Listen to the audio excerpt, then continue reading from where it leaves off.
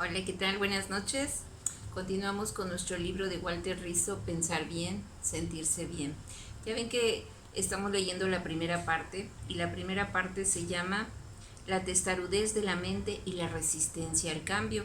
Solo que les comenté que la vamos a leer en 2 o 3 partes porque está larga y hoy en día ya no aguantan tanto video, más bien tanto tiempo.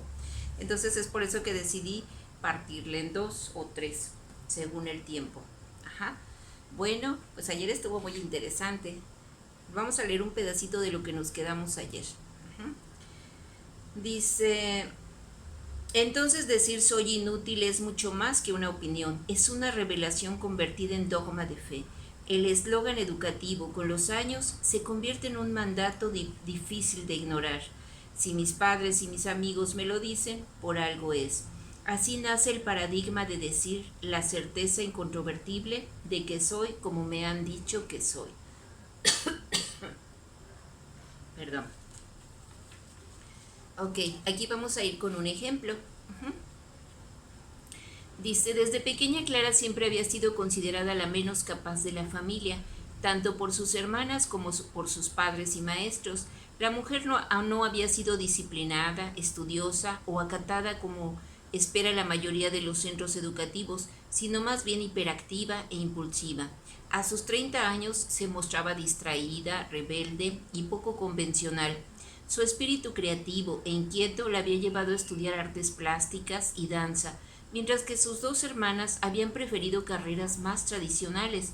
Para orgullo de su padre, un empresario exitoso y de gran reconocimiento social, la hermana menor había estudiado ingeniería en sistemas y la mayor había obtenido una maestría en administración de negocios. Clara no era precisamente la oveja negra, pero sí parecía de otra familia. Se vestía de manera extravagante, le gustaba la nueva era, leía poesía, no se había casado y tenía actividades que su núcleo familiar consideraba como poco normales.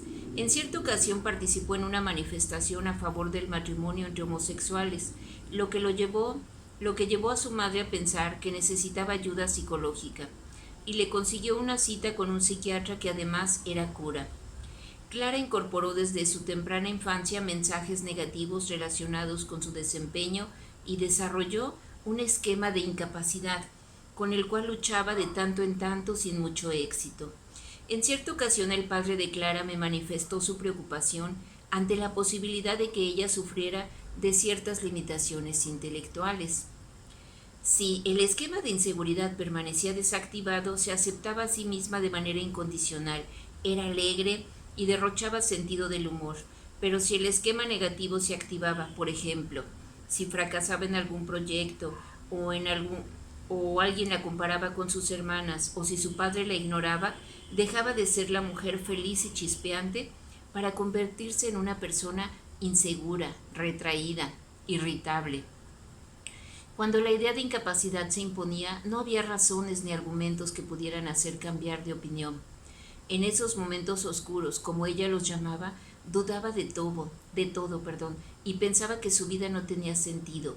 Buscaba desesperadamente la aprobación de su padre y odiaba a sus hermanas. Un día cualquiera, un acontecimiento inesperado modificó la relativa calma familiar. Le diagnosticaron cáncer de próstata al padre de Clara. Su madre y las 2 hermanas se derrumbaron. La ingeniera de sistemas y los negocios internacionales no podían hacer mucho para ayudar al pobre hombre.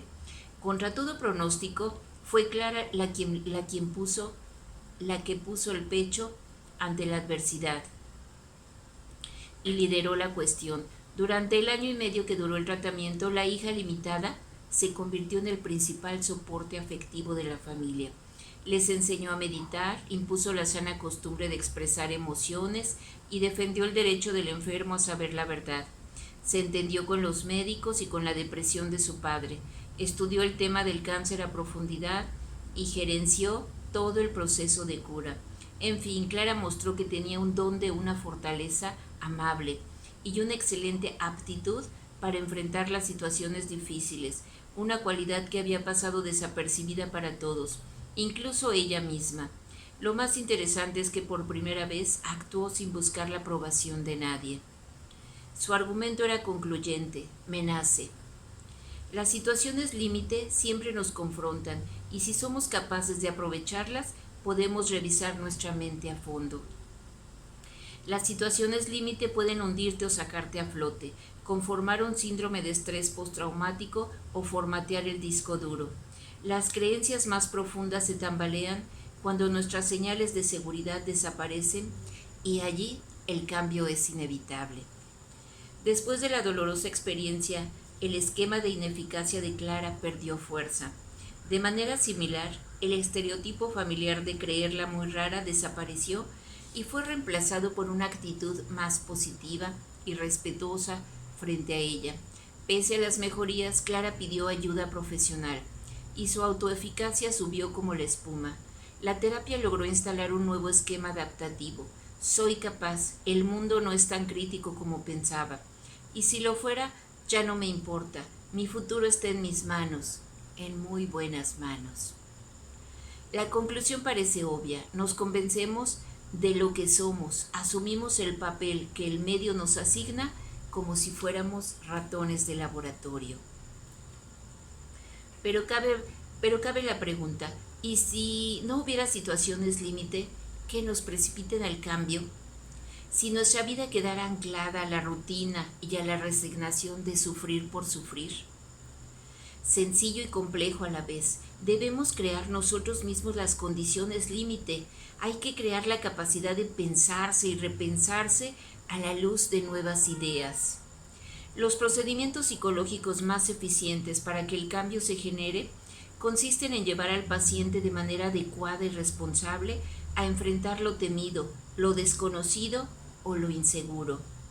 Es allí donde durante la exposición en vivo y en directo que la realidad se encarga de actualizar nuestro software, de curarnos, de ponernos en el camino de la racionalidad y enderezar la distorsión. Una vez que las creencias se organizan en la memoria, las defendemos a muerte, no importa cuál sea su contenido. Quizá esta sea la base de la irracionalidad humana. Dicho de otra forma, una vez instaladas las creencias, defendemos por igual las saludables y las no saludables, las racionales y las irracionales, las correctas y las erróneas, aun cuando nuestro lado consciente piense lo contrario. ¿Por qué no somos capaces de descartar lo inútil, lo absurdo o lo peligroso de una vez? Siguiendo a Krishnamurti, si vemos un precipicio, no necesitamos hacer cursos de precipicio 1, precipicio 2 y precipicio 3 para concientizarnos del riesgo. El hecho se impone, la percepción directa es suficiente, vemos el peligro y no dudamos en retirarnos, entendemos y punto. ¿Por qué entonces en la vida cotidiana caemos tantas veces por el precipicio? ¿Por qué repetimos los mismos errores? ¿Por qué nos cuesta tanto asumir una actitud racional frente a los problemas? ¿Somos masoquistas, ignorantes o testarudos? Recuerdo a un señor que temía tragarse la lengua. Dormía sentado, se alimentaba de líquidos y apenas lograba comunicarse con los demás. Pero trataba de mantener la lengua quieta, el órgano más móvil de nuestro cuerpo. Como tal objetivo era prácticamente imposible de alcanzar. El señor se sentía todo el tiempo al borde de la muerte por asfixia. El pensamiento automático que lo invadía una y otra vez era terrible. Si me trago la lengua, moriré. Obviamente, el temor formaba parte de un síndrome más complejo que no detallaré aquí. Lo que me interesa señalar es que ninguna explicación lógica y racional sobre la imposibilidad de tragarse la lengua funcionó. La única estrategia que mostró resultados positivos fue exponerse a lo temido. Tráguese la lengua, inténtelo a ver si es capaz. Después de varios ensayos infructuosos, la retroalimentación fue concluyente. Sí, usted tenía razón, no puedo, dijo evidentemente aliviado. ¿Qué proceso intervino para que mi paciente finalmente lograra modificar su creencia irracional? La realidad. Ella se impuso de manera correctiva. Los hechos le mostraron de manera irrefutable lo absurdo de su creencia. Una experiencia vital vale más que 1000 palabras o muchas horas de consulta. La información que llega de la experiencia directa es mucho más terapéutica que la teoría, aunque las dos son necesarias. Como veremos en la tercera parte del libro, la primera es la fuente de la sabiduría y la segunda el fundamento de la erudición. Conozco muchas personas desbordantes de conocimiento científico, pero sin sentido común. El camino es aquietar la mente e inducirla a que se mire a sí misma de manera realista. Una mente madura y equilibrada, que aprenda a perder, una mente humilde, pero no atontada, una mente abierta al mundo, vigorosa, pero con los pies en la tierra. Al menos 3 aspectos influyen para que la mente se cierre sobre sí misma y vive en el autoengaño. A. La economía mental o cognitiva. B. Las profecías autorrealizadas. Y C. Las estrategias evitativas y compensatorias. En el anexo 1, Pensar bien, aplicaciones prácticas de la parte 1, daré algunas indicaciones de cómo atacar estas distorsiones. Veamos cada una en detalle. Ok, aquí le vamos a parar porque aquí termina y mañana vamos a ver el anexo 1, donde nos va a explicar qué es la economía mental o cognitiva, las profecías autorrealizadas y las estrategias evitativas y compensatorias. Por lo pronto acabamos de leer algo que también fue muy interesante, porque fíjense, dice aquí que cuando nosotros tenemos, se los voy a leer, porque es un pedacito pequeño, pero muy interesante, o sea, muy contundente más bien, ¿no? Aquí está. Dice, dicho de otra forma, una vez instaladas las creencias, defendemos por igual las saludables y las no saludables, las racionales y las irracionales, las correctas y las erróneas, aun cuando nuestro lado consciente piense lo contrario. ¿Se dan cuenta? Si nosotros pensamos, si a nosotros nos programaron con una idea negativa, por más que nos quieran decir, como este señor que no se podía, que tenía miedo de tragarse la lengua, y por más que le explicaban de manera lógica, lo que no se le podía tragar la lengua, pero él no lo entendía. ¿Por qué? Porque desde niño se lo enseñaron. Cuando nosotros programamos a nuestros hijos de manera negativa, ellos de adultos lo van a seguir creyendo, aunque no sea verdad. ¿Por qué?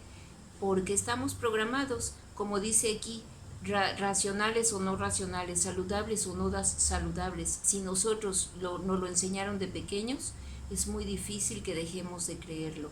¿Y cómo podemos hacer eso? Enfrentando la realidad, como lo hizo con él. A ver, trágate la lengua. Se dio cuenta de que no podía. O como el muchacho que decía que tenía una cara extraña, ¿no? O sea, son cosas que se nos van quedando con algún suceso de pequeños y que ahora de grandes, cuando somos adultos, se nos han incrustado en la mente, en el corazón, de manera tal, aunque no sean racionales. Entonces, ¿de qué manera podemos enfrentarlo? Ahora sí que enfrentándolo con la realidad, enfrentando ese temor. Dicen que la mejor manera de llegar a las situaciones límites, porque ya también habla de las situaciones límites, es esa. Enfrentándonos a nuestros miedos, enfrentándonos y preguntando, bueno, ¿por qué dicen que soy así? Y empezar a analizar, cuestionando, autoobservándonos, porque a lo mejor no es real, a lo mejor es algo que, recuerden que nosotros somos víctimas de víctimas, nuestros padres no tienen la culpa porque nos enseñaron lo que pudieron, pero es nuestra responsabilidad aprender, no quedarnos nada más así. Entonces hay que autoobservarnos, cuestionarnos, preguntarnos y enfrentar nuestros miedos. Bueno, pues espero que les haya gustado. Mi nombre es Gloria Yo estoy aquí feliz transmitiendo todas las noches y recuerden que estamos con el libro de Walter Rizzo, Pensar bien, sentirse bien. Y si les gusta, pues por favor compártanlo. Si tienen algún comentario por ahí, pónganlo. Muchísimas gracias. Buenas noches. Chao.